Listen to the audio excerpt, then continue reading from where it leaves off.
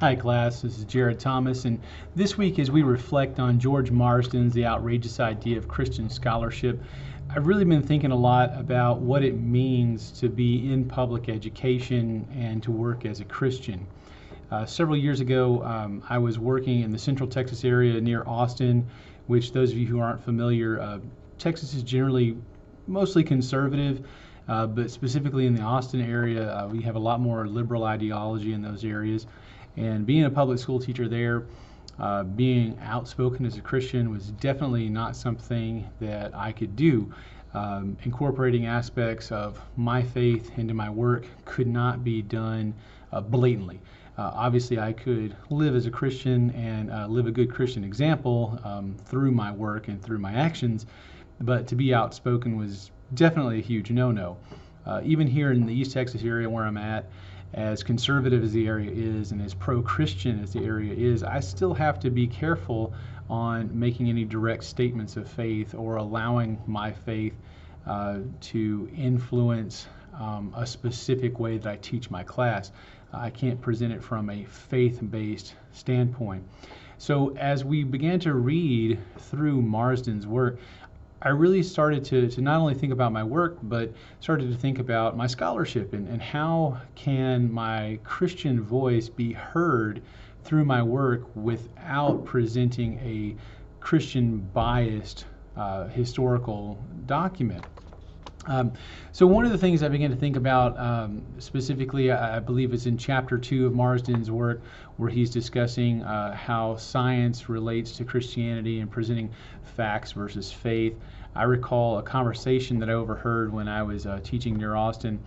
Two science teachers were discussing the idea that it was absurd to them that anyone could believe in some type of creator that had magically created everything out of nothing. They thought this was an absolutely absurd idea, and they began to talk about how obviously, everything, just began to happen on its own through a series of random events. We got to where we are today. I really wanted to get into that discussion and talk about why I believed that view was pretty faulty.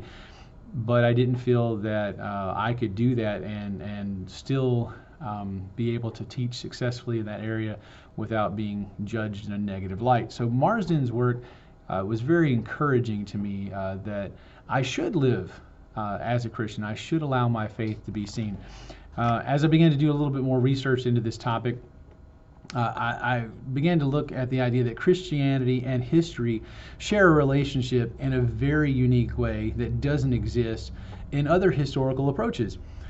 Christopher Dawson discusses in his work, The Christian View of History, that Christianity is not simply a philosophy of history in a way that, say, Marxism is and can influence an interpretation of history. While there is definitely a way that you can interpret history through a Christian lens, he says that if a historian was to make that mistake and demonstrate a divine influence or a divine purpose behind certain events to a secular world, these events would fall very flat and could be seen without merit, which is kind of what Marsden is discussing in his work as well. He says that should a historian take an approach, Dawson says that, by the way, should a historian take this approach, they'd be making the same mistake as other ideologists. So instead, Christianity should be seen as not just a way of thinking about the world, but rather a way of living and interacting with the world, which is exactly what Marsden is talking about in his work. In chapter 2, as Marsden is talking about faith being a part of who a person is, regardless of the religious background, it's impossible to separate your beliefs from your work. It's going to be seen in some facet, in some way, as you present your findings. As Christian historians, we have the unique ability to allow our faith to support our work, to make our work stronger. Our principles of the Liberty University History Department, our biblical worldview principles, do an absolutely outstanding job of portraying how our faith can strengthen our historical research, our methods, our presentation. If we look at the principles number 4, number 5, and number 7, those all specifically show us how Christianity can provide us a way to set a Christ-like example of honesty and integrity in our research and our presentations. And I believe that this is also a point that Marsden's pushing for, that as Christians, we should allow our faith to be represented in the quality of our work. Because when we allow our faith to guide us and influence our historical methods in that way, our Christianity helps to serve to make us better historians than we otherwise might be. David Barton is a really great example of how Christianity can influence our work in a positive way. David Marsden wrote a book called The Jefferson Lies. And before he could ever get this published, his work was sent out and reviewed by other historians and received absolutely vicious attacks. These historians tore his book apart. And in fact, they influenced the publisher to pass on a work that they had already previously committed to. So Barton takes to his defense, naturally, and in his book where he defends the Jeffersonian lies, it's obvious that even though Barton received an extremely strong criticism from both Warren Throckmorton and Michael Coulter, the criticism, even though it resulted in his book being rejected, Barton doesn't stoop to the level of attacking these men individually. He doesn't attack them personally. Rather, he attacks their arguments with facts. He presents his argument in a way that does not damage their reputations. He doesn't make any personal attacks on them. And this would certainly be a situation where many people would take the opportunity to get even. But Barton takes the high road and allows his faith to guide him and to present a defense that is reasoned, well put, and credible. So this is a great example of good Christian scholarship. And Christianity could certainly be used as an approach to history. It would be obviously one that could make our work stronger, but we should use it very carefully in regards to the historical process.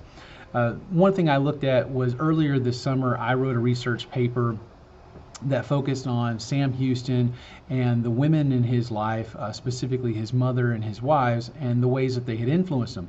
Now, I could have taken the approach of looking at divine providence and God ordaining the relationships and the events at the time, and I could really have focused on how God put all of these things together to work in Sam Houston's life. But, you know, if I would have done that, the danger in having approached it, I would have been alienating my potential readers. The only people who would have probably been receptive of that work would have been a Christian audience. Secularists would have definitely dismissed any of the research that I had done. So when we focus too much on an ideology, Christianity or otherwise, we really lose the essence of the history. And so if I would have approached in the stated above way, I could have honestly missed some really important details and events that really colored Houston's life and brought him to make the choices that impacted not only history, but his life so greatly. In looking at this, a gentleman named Paul Otto discussed this issue at length in a reflection he wrote titled Christian, Provincial, or Ecclesiastical, Chartering Christian Perspectives on History. One of the major points that Otto makes is that we can't limit ourselves to a single spectrum when presenting history. Otto notes that many people simply equate a Christian history with the idea of providentialism. And that's also something that Marsden argues for in Christian scholarship. He argues that though Marsden argues for Christian scholarship, Marsden does not write providential history. He allows his faith to influence his writings. Otto makes the case that it is possible to blend both a faith-informed scholarship with fact-based scholarship and still account for human or providential aspects within history. So Marsden's work, as I see it, is not only inspirational, but as I begin to explore how I can make a positive contribution to the historical field, it's also highly encouraging to the work that I would like to do as a scholar. Marsden can be viewed as presenting a challenge to his fellow Christian historians, his fellow Christian scholars, to boldly represent their faith through their work. So as Christian historians, let us strive to allow our faith to strengthen our historical work and influence us in positive ways. In this way, we can add to our work. We just have to be careful not to allow our faith to be the focal point of the work, but rather allow our facts, our evidence, our data to tell the story. We're not necessarily creating evangelical works, although some historical accounts could certainly be used in such a way. As Dr. Smith was discussing with Dr. Schultz in last week's video, Interpretive Trends in History, Marsden could certainly carry his argument a little bit further. Christian perspectives are valuable and provide valid insight into a historical understanding, but rather than simply be included in the academic world where we're a part of the discussions, maybe it's time, for the sake of our faith, to make our own tables so that we can begin to show the historical world the strength of good Christian scholarship. I've had an absolutely wonderful time learning from you guys this course, and I hope you guys enjoy this video. May God bless you guys, and have a Merry Christmas.